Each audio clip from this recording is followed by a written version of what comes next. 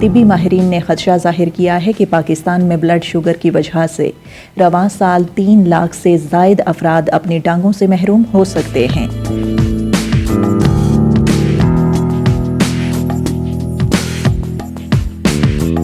صدر diabetic fit international doctor زاہد میاں کہتے ہیں کہ کرونا وبا کے دوران ذیابیطس کی وجہ سے ٹانگیں کٹنے کے کیسز میں اضافہ ہوا ہے، کیونکہ ہسپتالوں میں بیڈز کرونا مریضوں کے لیے مختص تھے اور ذیابیطس کے مریضوں کے لیے بیڈز محدود رہے۔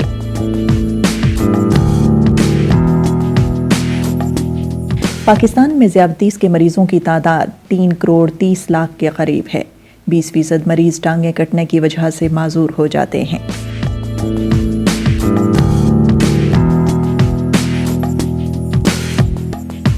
انہوں نے تجویز دی ہے کہ ملک بھر میں ڈائبیٹک فٹ کلینکس قائم کر کے یہ شرح کم کی جا سکتی ہے۔